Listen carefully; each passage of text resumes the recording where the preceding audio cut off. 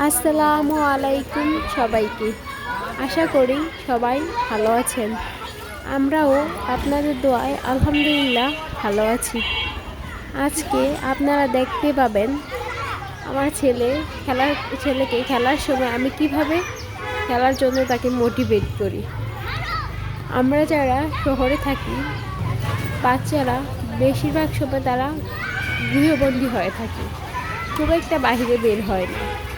আমার ছেলেও তার ব্যতিক্রম নয়। ও যখন ছোট ছিল, ওর বাবা বেশি ওর জন্য ওর হেলথ কনসার্ন ছিল। তো ও বাহিরে গেলে ময়লা ধরবে, ওর শরীরে কোনো একটা রোগ বালাই বাসা বাঁধবে, ওর বাহিরে বের করতাম না আমরা একটা।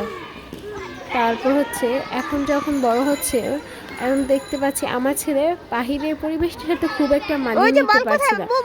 ঘরে যতটুকু একটি, বাহিরে ততটা অ্যাক্টিভিটি দেখায় না। বাইরে গেলে একটু লজ্জা পায়, খেলার প্রতি একটু অনাগ্রহী দেখায়। এটা নিয়ে আমি খুবই চিন্তিত হয়ে গিয়েছি। তারপর এখন নিজেই প্রতিদিন বাহিরে নিয়ে যাই। তারপর একটা মেয়ে শাড়ির পাশে দেখতে পাচ্ছেন, ও এরই শাড়ির খুব ভালো বান্ধবী প্লাস গাইডলাইন। তো ওর সাথেই শাহরিয়ার খুব ভালো খেলা করে, ও শাহরিয়ারকে নিয়ে খেলে। পাশাপাশি আমিও ওকে ডাক দিয়ে বলি যে বল কিক মারো, এভাবে খেলা করো, সেভাবে খেলা করো। আমার ছেলে অল টাইম ঘরে থাকতে আমি বাসায় তো খুব সচেতন, আর রাস্তা উঁচা নিচে একটা বিষয় থাকে, ইট কণা পাথর অনেক কিছু থাকে রাস্তায়। আমার ছেলে যখন রাস্তায় যায় ইট বা গর্ততে, ও পা বেশি একটু ব্যালেন্স করতে আর একটু কষ্ট হয়। তারপরে আমি ওকে ব্যালেন্স করতে দিই, ওকে ধরতে দিই। আমি ওকে গিয়ে ধরি না, যে নিজে নিজে ব্যালেন্স করা শিখুক। কারণ কতদিন আর আমি ওর পাশে থাকবো এভাবে? আমার ছেলেরও তো বাহিরের পরিবেশের সাথে মানিয়ে নিতে হবে। এখন আলহামদুলিল্লাহ বাহিরে নিতে ও বাহিরের পরিবেশের সাথে প্রায় মোটামুটি মানিয়ে নিতে শিখে গেছে। আপনারা যারা আছেন শহরে, বিশেষ করে শহরের মায়েরাই আমরা এই ভুলটা করে থাকি। বাচ্চারা খুব একটা বাহিরে বাচ্চাদেরকে নেই না, যার কারণে হয় কি, বাচ্চারা কথা বলা শিখে না, বাইরে খুব একটা বাচ্চাদের সাথে মেশা শিখে না। এই ভুলটা আপনারা কখনোই করবেন না। আমার ছেলের বয়স 2 বছর প্লাস, কিন্তু আমার ছেলে এখনো পুরোপুরি কথা বলা শিখেনি। এই বয়সে অনেক বাচ্চারাই পুরোপুরি কথা বলা শিখে যায়। আমার ছেলে সবকিছু বলতে পারছে না। ও কথা বলে শিখতে একটু, যে বাসায় বেঁধে তো আমরা দুজন থাকি, তো সারাদিন আমার সাথে যেহেতু থাকে, আর এই জন্য আর কি আমি তো ওর সাথে অত একটা কথা বলি না, এই জন্য খুব একটা কথা শিখে না। তো আপনারা বাচ্চাদেরকে এই ভুলটা করবেন না। বাচ্চাকে যত পারেন বাহিরে পরিবেশের সাথে মিশতে দিন, বাইরে বাচ্চাদের সাথে মিশতে দিন।